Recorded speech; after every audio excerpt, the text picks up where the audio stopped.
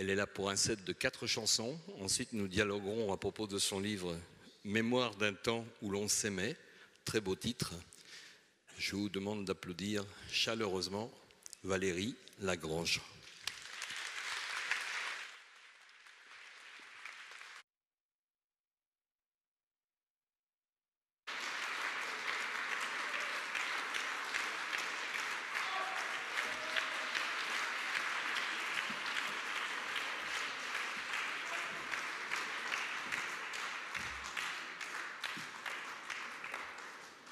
Merci beaucoup de cet accueil chaleureux.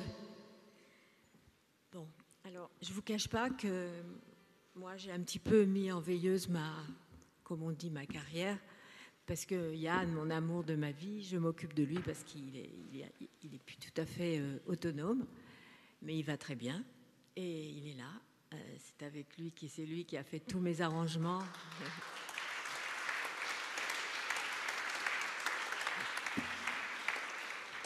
Et donc, je suis plus souvent dans ma cuisine en train d'éplucher des carottes que sur scène. Et donc, je suis un peu traqueuse là. Mais comme vous avez l'air gentil, je pense que ça va aller. Donc, j'ai beaucoup travaillé parce que ce livre, il était déjà sorti il y a 12 ans. Et puis, un éditeur qui s'appelle Yves Jolivet m'a appelé l'été dernier pour me dire voilà, moi j'ai lu votre livre et je trouve qu'il est vraiment bien et je trouve que c'est dommage, j'aimerais bien le rééditer. Voilà. Donc je me dis bon, pourquoi pas, oui. Et donc il l'a réédité et je trouve qu'il est beaucoup plus beau, beaucoup plus beau que celui qui était sorti il y a 12 ans. Et puis moi j'ai fait quelques corrections, puis j'ai rajouté un chapitre. Et donc c'est à cause de ce livre que je suis là ce soir, puisque j'ai été invitée par ce petit festival. C'est pas un petit, c'est un beau festival. Voilà. Donc, je commence à parler alors que je devrais chanter. On va commencer par une chanson des McGarrigle Sisters. C'était des sœurs canadiennes qui ont écrit des chansons sublimes. Et quand on faisait la manche avec Yann, on chantait cette chanson-là. Ça s'appelle Heart Like a Wheel. Et ça veut dire, en gros, on dit que le cœur est comme une roue. Une fois qu'il a été tordu, on ne peut plus le réparer.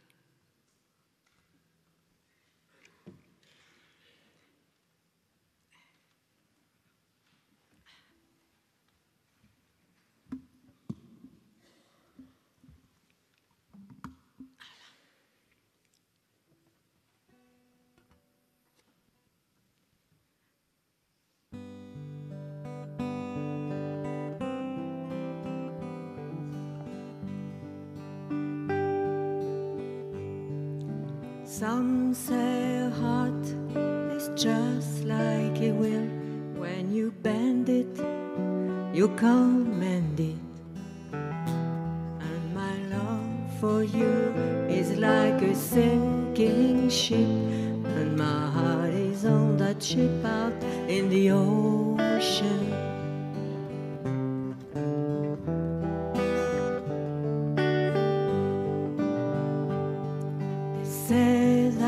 Death is a tragedy. It comes once, then it's over. But my only wish is for that deep, dark abyss.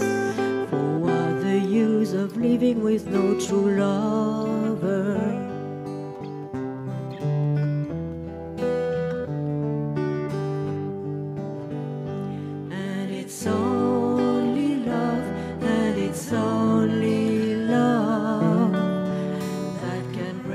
Human being and turn him inside out.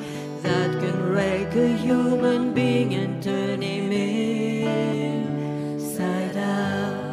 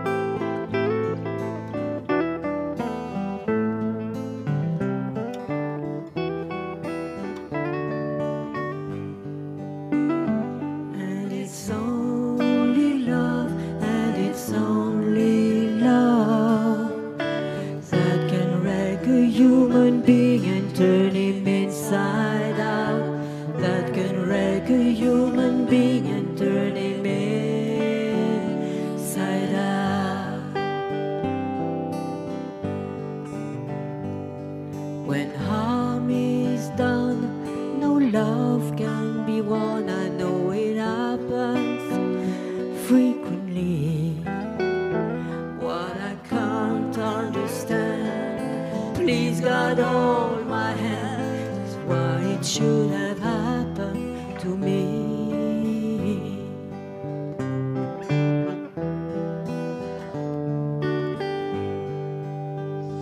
And it's only love, and it's only love that can wreck a human being and turn him inside out.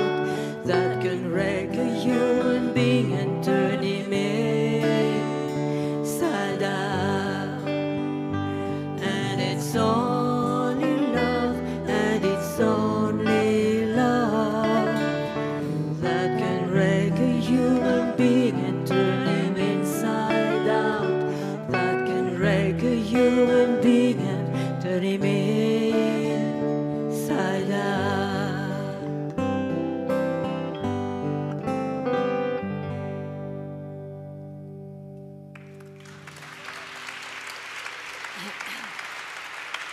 Merci beaucoup.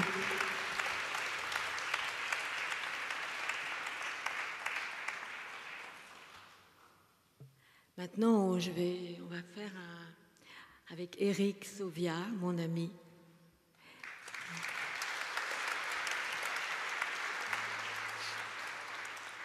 Et Christine Zufferey, mon autre amie.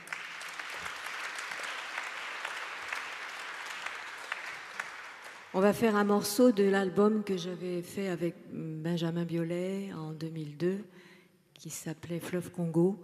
Donc une chanson que j'ai composée pour Yann.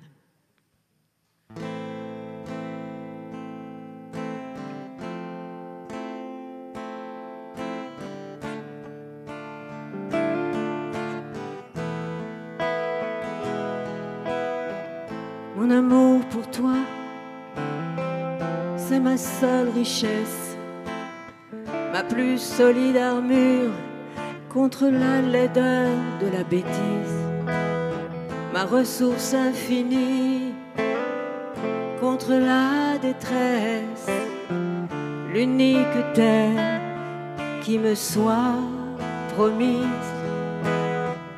Mon amour pour toi, c'est comme un pont au-dessus du vide, du précipice. C'est ma seule réponse à la douleur du monde, à l'océan de larmes au fond duquel je glisse. Mon amour pour toi, c'est ma perfection, mon seul espoir, mon seul pouvoir, l'unique chemin vers la rédemption. C'est la seule chose en laquelle je puisse croire.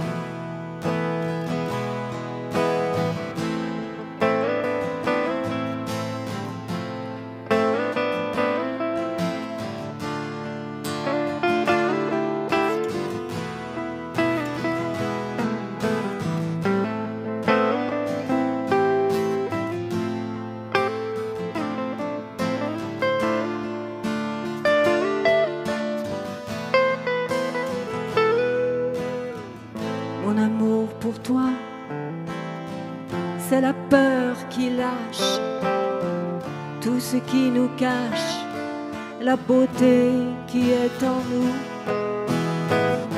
C'est la tendre prière qu'on a chacun en nous, mais qui le plus souvent est enfouie en dessous. Mon amour pour toi, c'est tellement simple qu'il n'y a pas de mots pour l'exprimer. C'est tellement facile, c'est tellement possible. Mais dans cette vie, c'est tellement compliqué.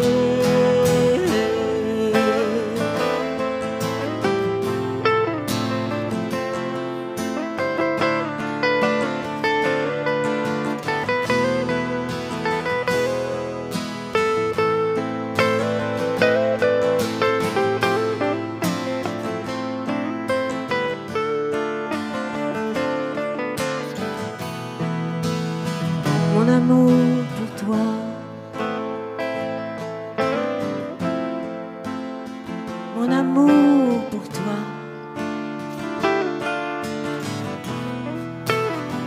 Mon amour pour toi.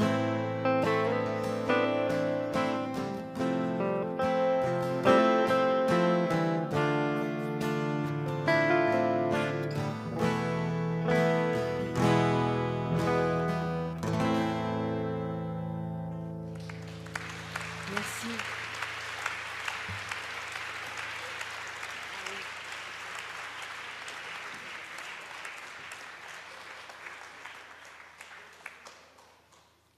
Alors, parce que l'histoire, c'est que le capot, c'est un truc, voilà, c'est ça. Et moi, je n'ai plus de force du tout dans les mains. Voilà, donc elle, voilà. Christine, merci Christine. Donc c'est une chanson qui s'appelle, que j'ai écrite, mais que je n'ai jamais enregistrée, qui s'appelle Liberté, que je vais essayer.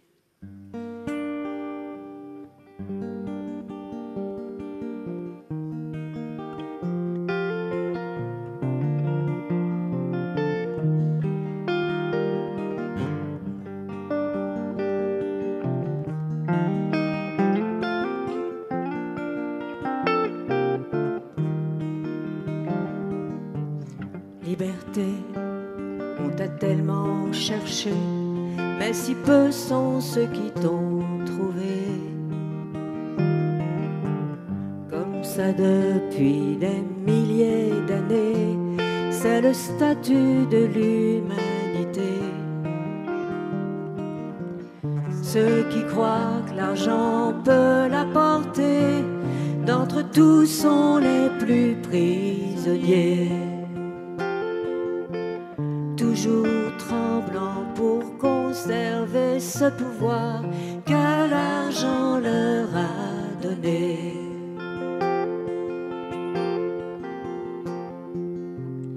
Liberté, il y en a qui se la prennent dans le sang de milliers d'innocents. Faudrait surtout pas qu'ils se méprennent. La liberté, personne ne la prend. Ceux qui croient que l'amour l'apportera quand ils l'auront enfin dans les bras, trembleront pour n'avoir que pour soi cet amour qui ne se possède pas.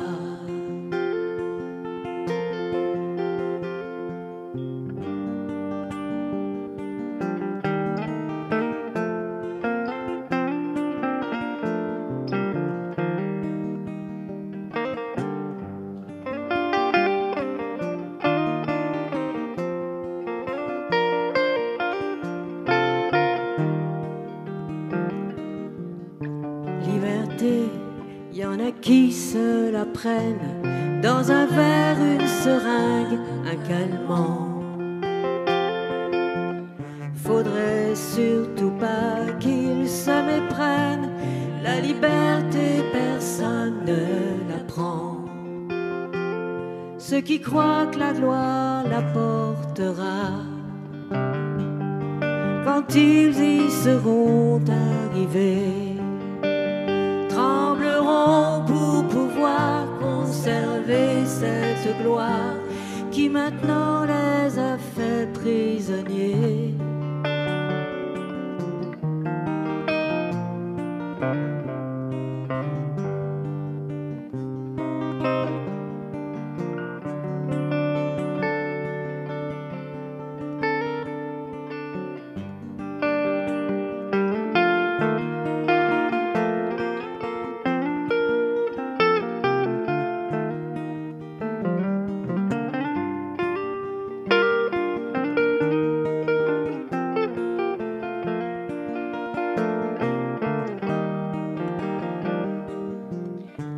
Liberté, on ne peut la trouver qu'avec toi, que par toi et qu'en toi.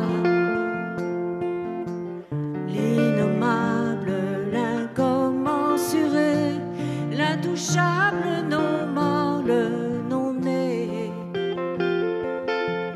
l'insondable, l'incommensuré,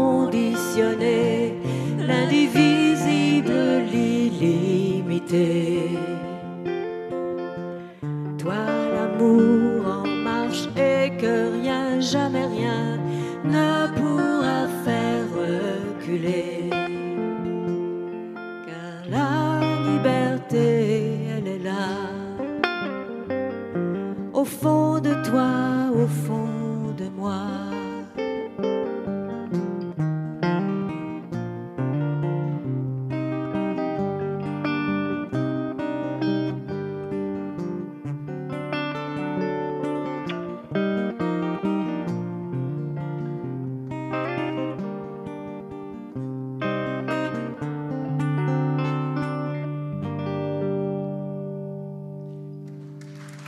Merci.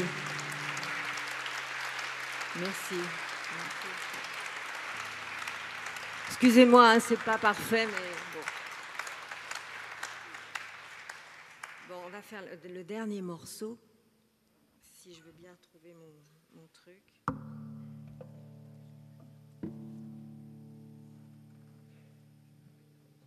Mon médiator, où il est? Tu veux pas me donner? Alors bon, j'ai perdu mon... Non, je veux pas. C'est un blanc que je veux. Bon, excusez-moi, mais bon, voilà, c'est un peu lamentable. Je l'avais et il est tombé ailleurs. Voilà, ça y est, j'en ai un. Voilà, parce qu'il n'y a que les blancs qui sont bien.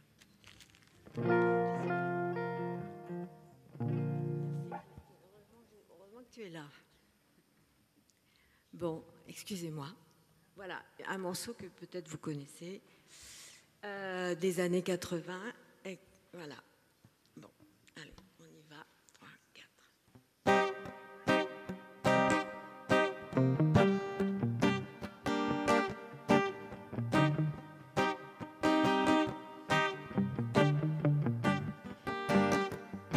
Je suis allée au nord, je suis allée au sud. Je suis allée à l'est, je suis allée à l'ouest. Je suis allée si bas, je pensais plus remonter. Je suis allée si haut, je pensais plus retomber. J'ai vu des gens si riches qui ne savaient plus donner. J'ai vu des gens si pauvres qui ne savaient que donner. J'ai cru des gens si bons qui me voulaient du mal.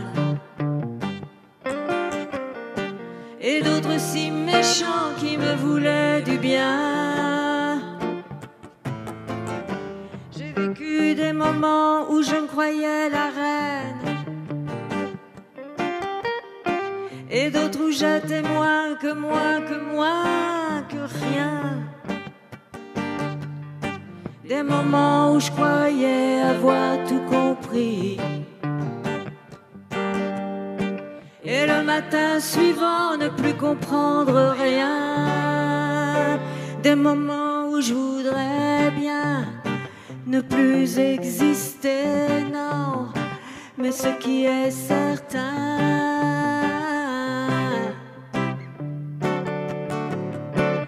plus me la faire.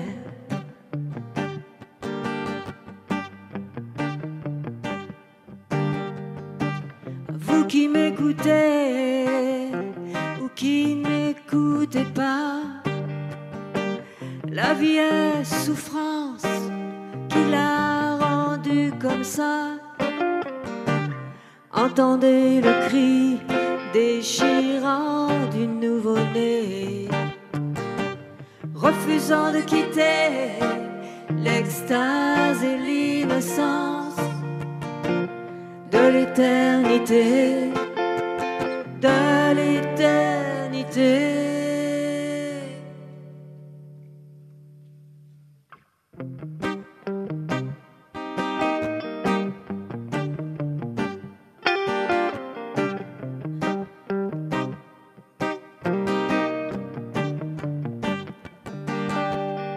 J'ai vu des gens promettre des monts et merveilles,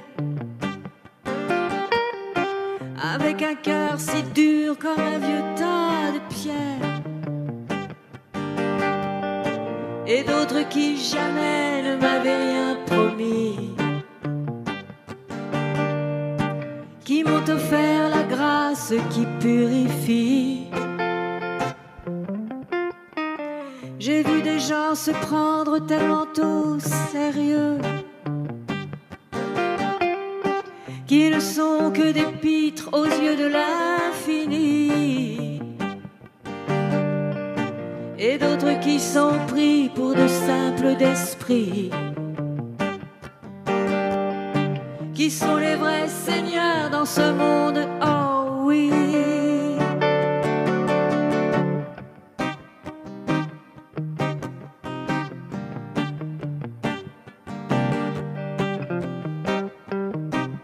Faut plus me la faire.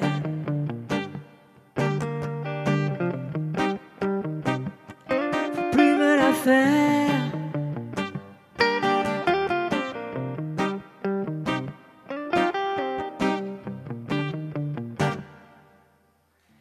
Ah, merci, merci, merci.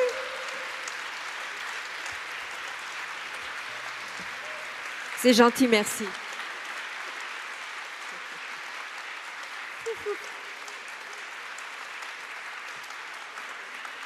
Christine Zufferey, Éric Sauvia, mes anges gardiens de la musique. Merci beaucoup, merci, c'est gentil.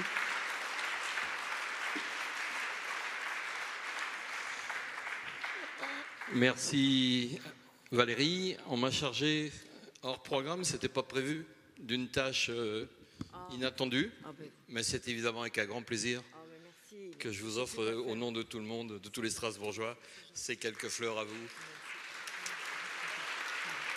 Merci d'être là.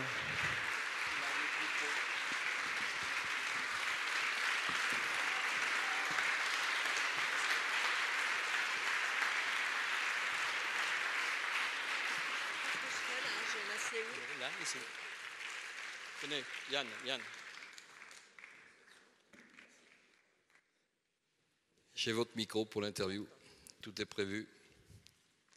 Ouf, ça va mieux parce que j'avais vraiment peur.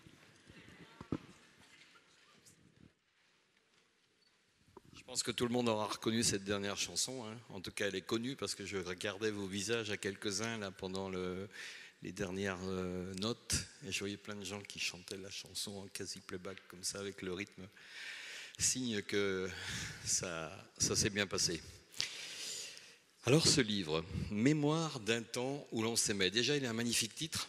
Vous l'avez dit vous-même tout à l'heure, il a été écrit il y a 12 ans, réédité avec quelques petits ajouts.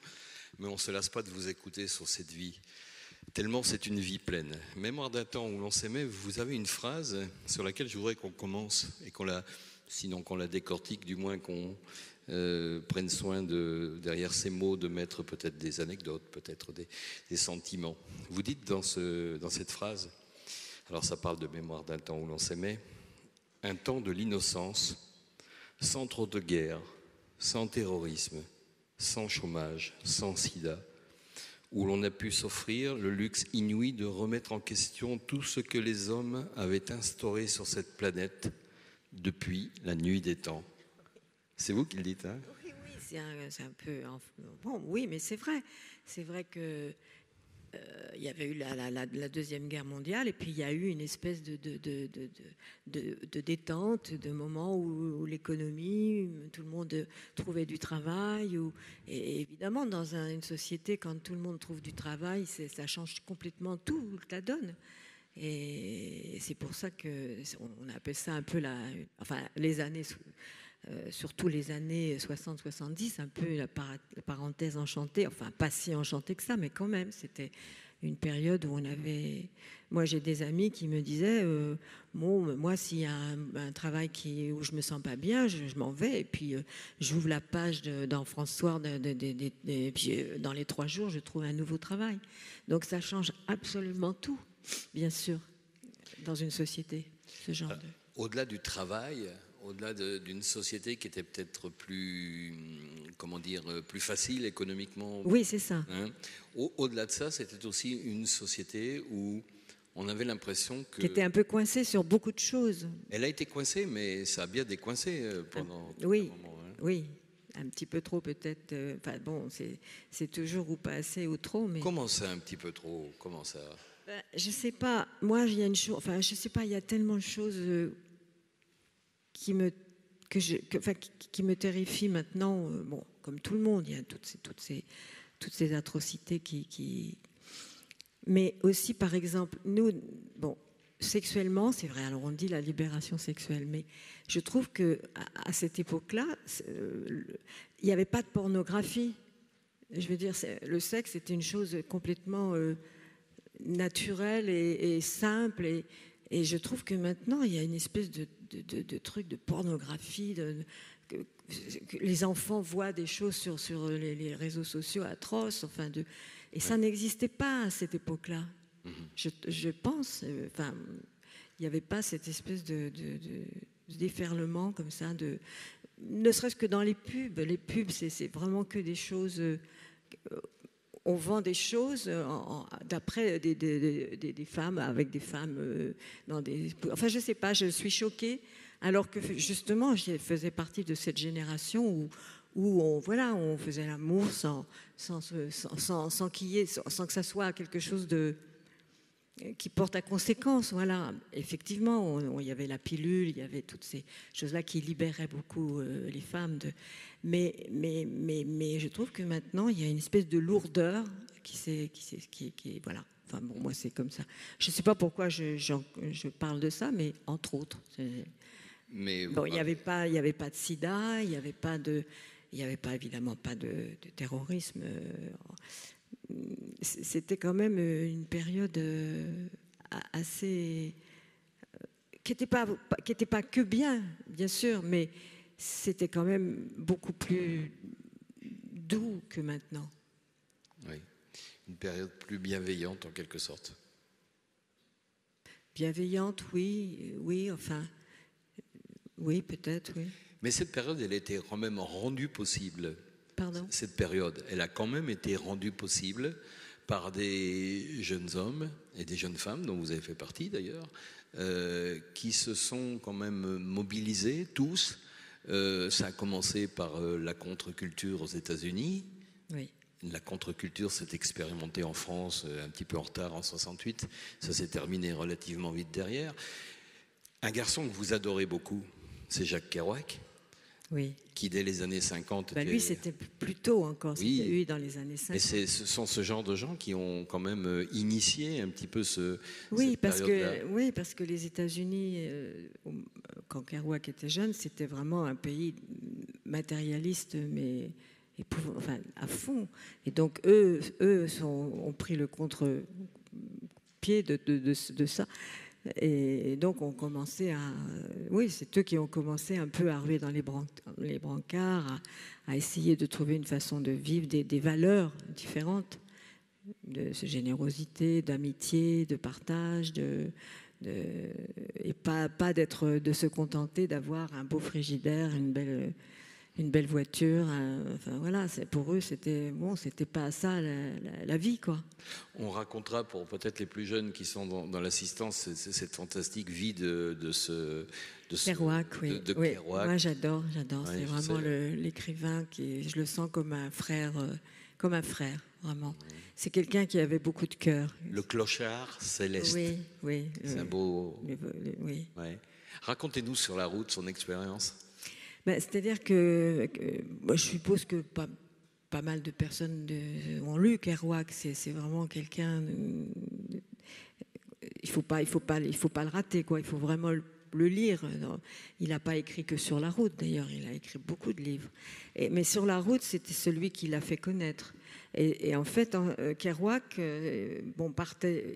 il a passé sa vie très pauvre, il n'avait pas un centime, il voyageait, il prenait des trains de marchandises, il dormait souvent à la Belle Étoile et il rencontrait ses copains à San Francisco, dans les boîtes de jazz. Bon, alors évidemment, il buvait, il prenait beaucoup de substances mauvaises pour la santé, mais bon, il s'éclatait, quoi. Et puis alors, il avait cette vie complètement comme ça, lâché, et il lui arrivait évidemment 1001 aventures. Et il avait un petit carnet, il prenait des notes, il écrivait. Et au bout de X mois, quand vraiment il était au bout du rouleau, qu'il avait tellement, comment on dit, bon, je vous avais dit, moi je suis pas une bonne oratrice. Voilà, il a tellement voyagé, bouffé. Voilà, bon, puis tellement pris de choses, tellement passé des nuits sans dormir, tellement que bon, il en pouvait plus. Il avait une vieille maman qui était une femme extraordinaire, une sorte de sainte, chez qui il rentrait. Alors elle s'occupait de lui, elle lui reprisait ses chaussettes, elle lui raccommodait ses chemises, elle lui faisait des petits plats. Et puis lui, il était dans sa chambre et pendant 3 mois, il écrivait, il prenait toutes les notes qu'il avait. Et puis voilà, il écrivait. Et j'ai toujours trouvé ça. Puis un jour, il a même emmené sa vieille mère parce que jusqu'en Californie, dans les Greyhound bus. C'est dans un de ses livres où il raconte cette aventure avec sa maman qui avait déjà 70 ans. Oui. Et voilà. Il a ouvert la route, lui et d'autres, hein. Et particulièrement au niveau musical, il y a eu à cette époque C'était surtout le jazz, lui. Oui, lui c'était le jazz, mais ensuite on a vu apparaître les protest songs de Dylan notamment, oui. Etc. Cette période musicalement aussi, elle a compté. La liberté qui était dans les comportements, dans les mœurs, etc., cette liberté s'exprimait également musicalement à l'époque. Oui, c'était les musiciens. C'était les musiciens de jazz qui faisaient des. Lui, Kerouac, il disait, moi, j'écris comme un saxophoniste qui fait un solo. J'écris comme ça d'une seule lancée. Il n'y a pas de point, pas de virgule. Quand je trouve pas le mot, je mets des espèces d'onomatopées. Enfin, un peu comme un musicien improvise. Alors vous, pendant ce temps-là, vous étiez en France. Vous êtes né pendant la Seconde Guerre mondiale. Oui, je suis né pendant la guerre, oui. 1942. Oui. Et puis, comme je le disais tout à l'heure, en prélude à ce set, votre premier rôle, votre première apparition médiatique, c'est en 1959 dans La Jument Verte avec Bourvil. Vous aviez 17 ans. Oui. Je sortais du lycée et bon, ma scolarité s'était pas trop bien passée parce que j'aimais pas trop l'autorité et bon, à l'époque c'était quand même très autoritaire l'éducation. Voilà, bon. Et puis peut-être que je sais pas, j'ai pas eu la chance d'avoir des professeurs qui me donnent envie. Bon, j'avais plutôt envie de faire l'école buissonnière, quoi, plutôt que d'aller. Enfin bon, je suis quand même allée, j'ai quand même fait un peu d'études, mais très vite je me suis fait renvoyer. Et puis donc, voilà. Et puis j'ai rencontré des personnes qui m'ont envoyé faire une. Enfin, je voulais être actrice, voilà, parce que j'avais découvert le cinéma quand j'étais petite, et j'étais complètement dingue de James Dean, de Marlon Brando, de toutes les comédies musicales américaines. Ouais. Voilà, et pour moi, c'était ça, je voulais faire ça. Et puis bon, on m'a envoyé faire un casting. À l'époque, on ne disait pas un casting, et j'ai été prise par Otto Lara pour faire la fille de Bourvil. Ça s'est passé, je ne me suis même pas rendu compte. À 17 ans, on ne réalise pas vraiment Bon, ça me paraissait pas normal, mais bon, voilà. J'ai commencé donc à travailler à 17 ans. Et ensuite, ça s'est enchaîné ? Oui, après, oui, il y a eu des films. Il y a eu des films, mais très vite, j'étais pas satisfaite par le cinéma parce que quand on est acteur, d'abord, je pense que ça aurait mieux valu que je galère un petit peu, que je prenne des cours, que je fasse du théâtre, que je rencontre des gens. Là, j'ai été balancée tout de suite et trop jeune. Et voilà, j'ai pas bien géré. J'ai accepté des films où je me sentais finalement pas très bien. Et puis, vous savez, d'être acteur, on est vraiment à la merci d'un coup de téléphone. Et ça, je supportais pas et je me suis très vite tournée vers la musique parce qu'au moins la musique, on est la locomotive, on s'exprime, on y arrive ou on n'y arrive pas, mais au moins on n'est pas à attendre qu'on vous appelle. Et puis un jour, même la musique, ça n'a plus fait le compte. Ben, c'est-à-dire que c'est les événements de 68. Et pour moi, tout ce qui se passait à l'époque, moi j'étais persuadée, j'étais un petit peu idéaliste et naïve, mais comme beaucoup de gens, on pensait vraiment que le monde allait changer. Et pour moi, le cinéma, tout ça, c'était le vieux monde. Je me disais, j'ai voulu partir en Inde. Voilà, j'étais un peu à la recherche. J'avais découvert le bouddhisme et ça me faisait du bien. Et voilà, j'ai tout laissé tomber. Je suis partie. J'ai dit, je ne veux plus faire de cinéma. Parce que j'avais déjà enregistré des disques, mais c'était pas mes chansons à moi, c'était des chansons de Pierre Barraud, de Francis Lay, de Gainsbourg aussi. J'avais rencontré Gainsbourg. Mais pour moi, c'était tout ce monde du showbiz, je ne voulais plus. Il y a une splendide photo dans le livre où on nous dit que vous êtes avec Gainsbourg en train de vous regarder les mains. Et c'est en fait parce que vous rongiez terriblement les ongles tous les deux. Voilà. Vous étiez en train de comparer...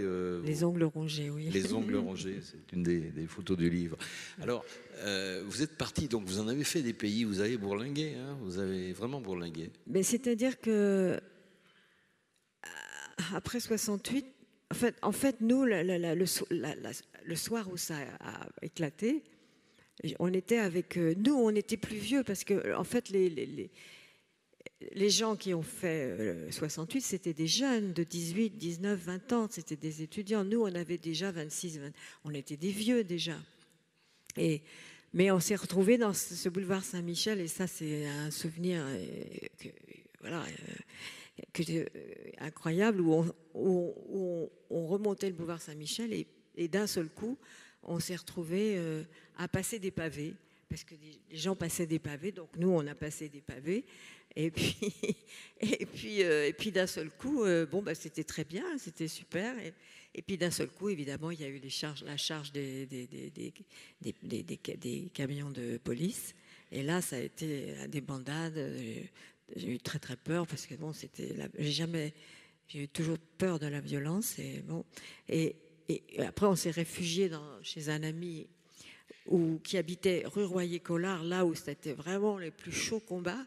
Et je me souviens, il habitait au deuxième étage, et il y avait deux voitures, l'une sur l'autre, je ne sais pas comment ils avaient pu faire ça, qui flambaient, et les flammes passaient devant la fenêtre de son appartement, où on mourait de chaud.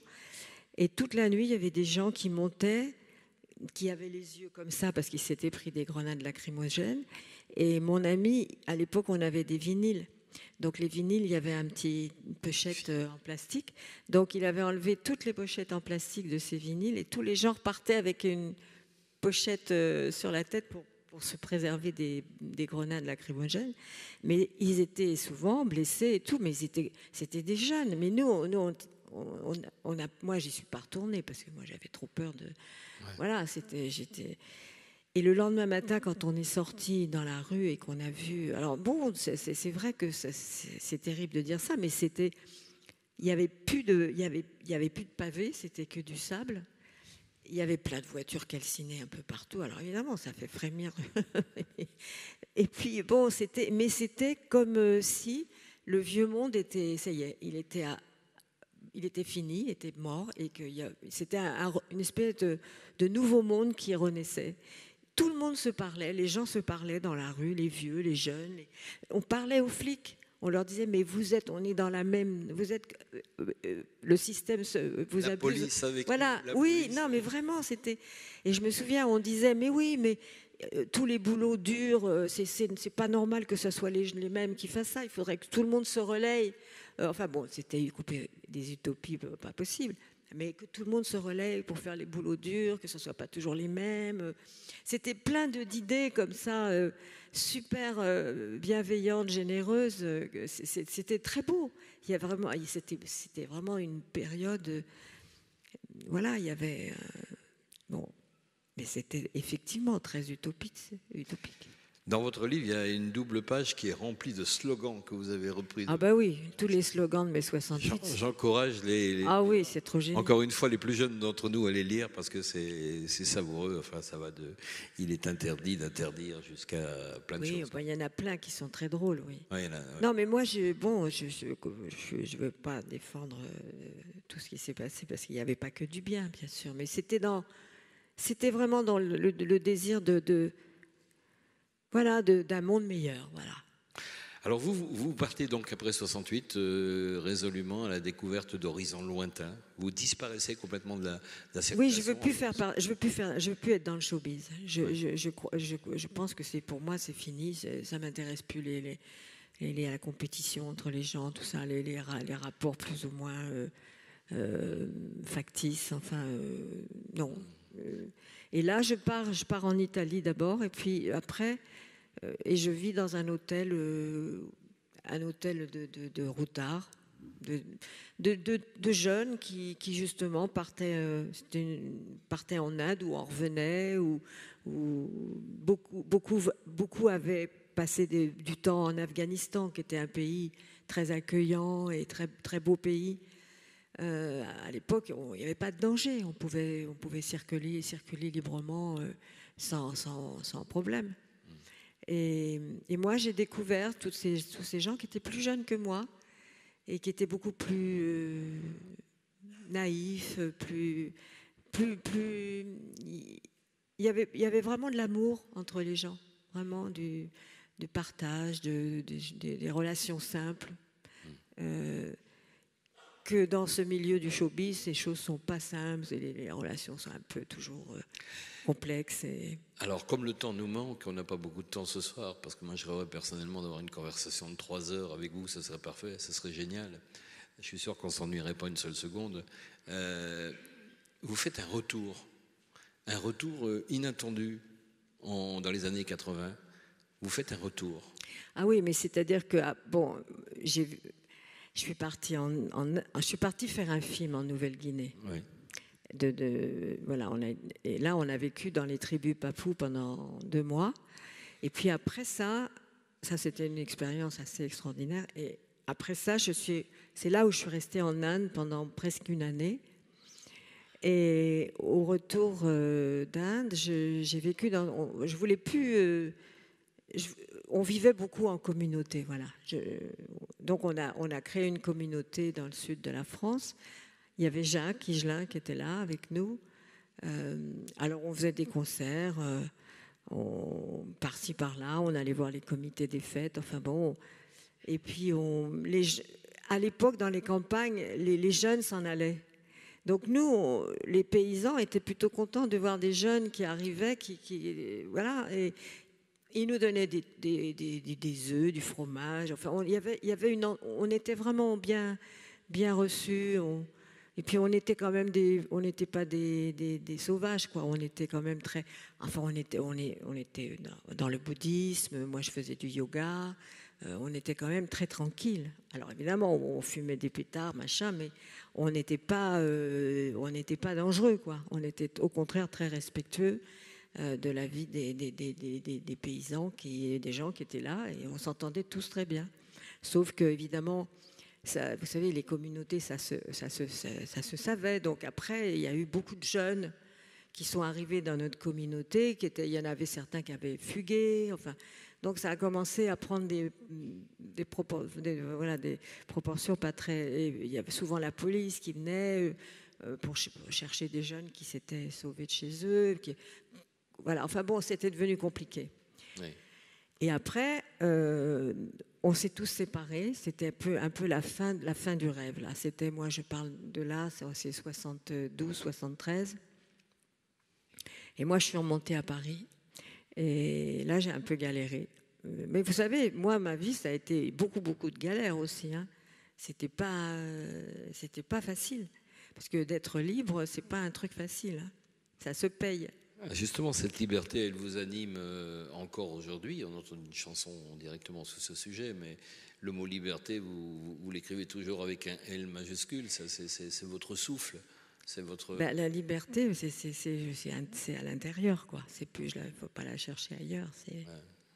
Vous avez fait ce qu'il fallait pour la vivre. C'est pas facile, et je l'ai pas. Je veux dire, il y a des moments où bon, mais c'est pas quelque chose qui est facile à vivre. Voilà, on n'est pas. J'ai pas trouvé le nirvana encore. Vous êtes bouddhiste? Oui, je suis pas bouddhiste, mais j'ai beaucoup lu et ça m'a beaucoup aidé. Comment vous regardez le monde aujourd'hui, ce monde qui vous entoure en 2017 très précisément? Bon, moi, comme tout le monde, je suis terrifiée par tout ce qu'on voit, mais en même temps, je sais qu'il y a énormément de gens formidables sur cette terre qui ont des actions à tous les niveaux. Moi, je pense que les choses vont s'améliorer, les choses iront bien, parce qu'il y a beaucoup de gens tellement positifs et tellement généreux et qui ont tellement des idées. Par exemple, la permaculture, ça c'est une chose extraordinaire qui dit qu'on peut absolument nourrir 10 milliards d'habitants sur la Terre avec cette permaculture sans polluer la planète, voilà, il y a beaucoup de choses nouvelles qui sont en train d'éclore pour un nouveau monde. Je pense que le monde va devenir très bien, mais c'est vrai qu'en ce moment, bon, et tous ces espèces de dingues là, de Daesh, un jour, ça durera pas. Ça peut pas durer, mais c'est sûr que pour l'instant, c'est dur, quoi. C'est dur à vivre, quoi. Pour conclure, je voudrais citer les dernières phrases du livre. On le fait jamais, ça, d'habitude, en interview. C'est même interdit de citer ça, parce qu'il y a toujours une fin, un livre, et on ne veut pas qu'elle soit dite au lecteur. Mais moi, je pense qu'en la lisant, cette fin, ça va donner aux gens l'envie d'acheter ce livre ou de vous raconter infiniment de choses dedans. La liberté souffle à chaque page. Et vous terminez ce livre de la façon suivante. J'ai envie de terminer sur cette citation tellement drôle de Leonard Cohen. Oui. Tellement drôle de Leonard Cohen. Oui, mais il avait beaucoup d'humour, lui. Oui. Ah, oui. Une citation que j'adore à propos du pessimisme. Un pessimiste est quelqu'un qui craint toujours que la pluie tombe. Moi, ça va, je suis déjà trempé jusqu'aux os. Et aussi, il me revient cette phrase espiègle et énigmatique, extraite d'une chanson de Bob Dylan. Ne me pose pas trop de questions, je pourrais te répondre la vérité. Et je ne vous ai pas trop posé de questions, mais j'ai l'impression que vous avez bien dit la vérité, votre vérité. Oui, bon, je vous dis, je ne suis pas très bonne. Voilà, je ne suis pas une grande oratrice, je fais ce que je peux. C'est ça. On aurait eu une demi-heure de plus. Je suis certain que vous nous auriez régalé avec votre philosophie et au-delà tout ce que vous avez vécu. J'en suis certain. Absolument. Enfin, ma philosophie, c'est l'amour, quoi. C'est tout. C'est tout simple. Merci Valérie Lagrange. Merci beaucoup. Voilà, je vous en prie. Merci beaucoup.